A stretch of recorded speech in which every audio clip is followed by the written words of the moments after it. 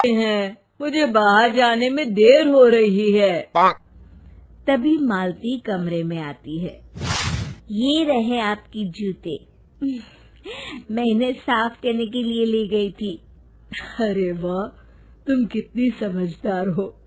मेरे बिना कुछ कहे ही सारे काम कर देती हो। तभी मालती झिझकते हुए रमेश से कहती है, सुनिए जी, आपसे एक बात कहूँ, बुरा तो नहीं मानेंगे ना? अरे नहीं नहीं, बेफिक्र होकर कहो। शादी से पहले मैं अपने मायके में नौकरी करती थी। मैं चाहती हूँ कि अब मैं फिर से नौकरी करना शुरू कर दूं। वैसे भी सारा दिन घर में बोर हो जाती हूँ। देखो मालती, तुम्हारे नौकरी करने से मुझे कोई ऐतराज नहीं है, लेकिन तुम्हें एक बात बता दूं, हमारे खानदान में आज तक कभी किसी औरत ने नौकरी नहीं की। फिर भी एक बार तुम माँ से पूछ कर देखो, अगर वो तुम्हें नौकरी करने की इजाजत दे देती है तो अच्छी बात है। रमेश वहाँ से चला जाता है। फिर उसी शाम मालती अपनी सास के पैर दबा रही होती है। तभी उसकी सास मालती से कहती है, अरे क्या बात है बहू, आज तो ठीक तरह से मेरे पैर नहीं दबा रही। किसी ख्याल में खोई पड़ी है क्या? मैं भी तो जानूं आखिर बात क्या है। अब दरअसल वो माँ जी। अरे हाँ हाँ बोलो, इतना सोच क्यों रही हो? माँ जी, अगर आप बुरा न माने तो मैं नौकरी करना चाहती हूँ। घर के काम करने के बाद मेरे पास काफी वक्त बच जाता है। मालती की ये बात सुनकर उसकी सास गुस्से में कहती है, अरे बहू, तेरी तबीयत तो ठीक है ना? आज ये कैसी बहकी बातें कर रही है? भला हमारे खानदान में आज तक कभी किसी औरत ने नौकरी की है जो तू नौकरी करने की बात कर रही है? हैं? अरे बहू, तू क्या रिश्तेदारी में हमारी नाक कटाना चाहती है? जितना जल्दी हो सके अपने दिमाग से नौकरी का भूत उतार दे। और अब जा, जल्दी से रसोई में जा, खाना बनाने का वक्त हो रहा है। मालती मन मार कर खाना पकाने के लिए रसोई घर में चली जाती है। अगले दिन। नमस्ते माँ जी, कैसी हैं आप?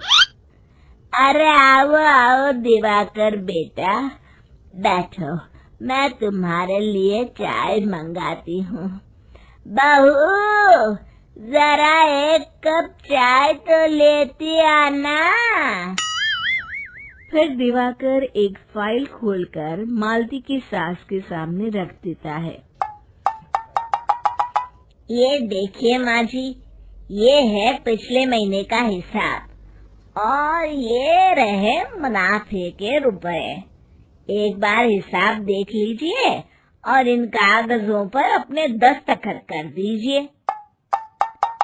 अरे दिवाकर बेटा, मैंने भला आज तक कभी तेरा हिसाब देखा है जो अब देखूंगी? ला बता, कहाँ दस्तखत करूं? तभी मालती चाय लेकर वहाँ आ जाती है और अपनी सास को बिना कागजातों को पढ़े इस तरह लापरवाही से दस्तखत करते हुए देखकर हैरान रह जाती है। अच्छा माँ जी, अब मैं चलता हूँ, फैक्ट्री में बहुत काम है। फिर दिवाकर वहाँ से चला जाता है। कुछ दिनों बाद मालती बाजार में कुछ सामान खरीद रही होती है। तभी एक बूढ़ा आदमी उसे आवाज देता है, अरे मालती बेटी, कैसी हो? मुझे पहचाना? मैं तुम्हारी कंपनी में मुनीम का काम करता हूँ। हाँ चाचा जी, मैं आपको बिल्कुल पहचानती हूँ। कहिए, कैसे हैं आप? मैं तो ठीक हूँ। कंपनी में कुछ भी ठीक नहीं चल रहा, यहाँ तक कि हमें ठीक वक्त पर तनख्वाह भी नहीं मिलती। ये आप क्या कह रहे हैं? अब क्या बताऊं, आप लोग तो कभी हिसाब किताब देखने दफ्तर आते नहीं। मेरी मानो तो एक बार आप लोग दफ्तर आकर सारा हिसाब किताब देख लो, आपको असलियत पता चल जाएगी। अच्छा बेटी, अब मैं चलता हूँ, देर हो रही है। फिर वो बूढ़ा वहाँ से चला जाता है। वहीं दूसरी तरफ मालती घर पहुंचकर अपनी सास को सारी बात बताती है। तभी वहाँ रमेश भी आ जाता है, लेकिन मालती की सास मालती की किसी भी बात पर विश्वास नहीं करती। तभी रमेश कहता है, अरे माँ, बिना आग के कभी धुआं नहीं उठता। जब मालती इतना कह रही है तो हमें एक बार दफ्तर चलकर देख लेना चाहिए। वैसे भी हम लोग काफी दिन से अपने दफ्तर नहीं गए हैं। इस तरह किसी एक आदमी के भरोसे काम छोड़ना मुझे भी ठीक नहीं लगता। अगले दिन वे सभी अपने दफ्तर पहुंचते हैं और सीधे दिवाकर के कैबिन में जाते हैं। अचानक सबको एक साथ देखकर दिवाकर चौंक जाता है। अरे माँ जी, आप सब लोग अचानक यहाँ कैसे आ गए? अगर कुछ काम था तो मुझे एक फोन कर दिया होता, मैं आपके घर आ जाता। तभी मालती की सास कहती है, अरे दिवाकर बेटा, आज मैं हिसाब देखने दफ्तर आई हूँ। जरा मुझे पिछले 6 महीनों का हिसाब दिखाना तो बेटा। दिवाकर घबराते हुए हिसाब की फाइल मालती की सास को देता है।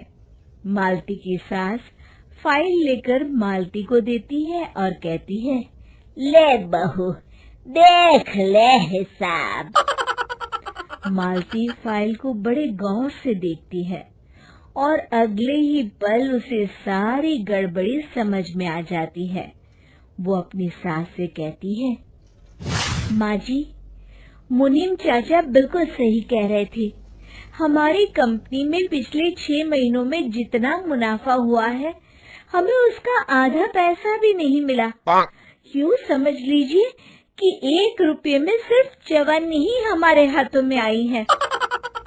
मालती की बातें सुनकर मालती की सास गुस्से से दिवाकर को पूछती है, क्यों दिवाकर, मेरी बहू जो कह रही है वो सच है? दिवाकर समझ जाता है आज उसका भांडा फूट चुका है। वो गिड़गिड़ाते हुए कहता है, मुझे माफ कर दीजिए माँ जी, मैं पैसों के लालच में अंधा हो गया था। अरे वाह दिवाकर, तू तो एक नंबर का चोर निकला। इतने दिनों से मैं तुझ पर आंख बंद करके भरोसा करती रही और तू मुझे ही चूना लगाता रहा। अभी के अभी निकल यहाँ से और दोबारा अपनी शक्ल मत दिखाना। दिवाकर वहाँ से भाग जाता है। मालती की सास मालती को शाबाशी देते हुए कहती है, बहू, आज मैं समझ गई कि पढ़ाई लिखाई हमारी जिंदगी में कितनी जरूरी है। मैं बहुत किस्मत वाली हूँ जो मुझे तुझ जैसी बहू मिली है। शिक्षा, पढ़ाई लिखाई का इस्तेमाल सही जगह करके हम दुनिया में बहुत कुछ बदल सकते हैं।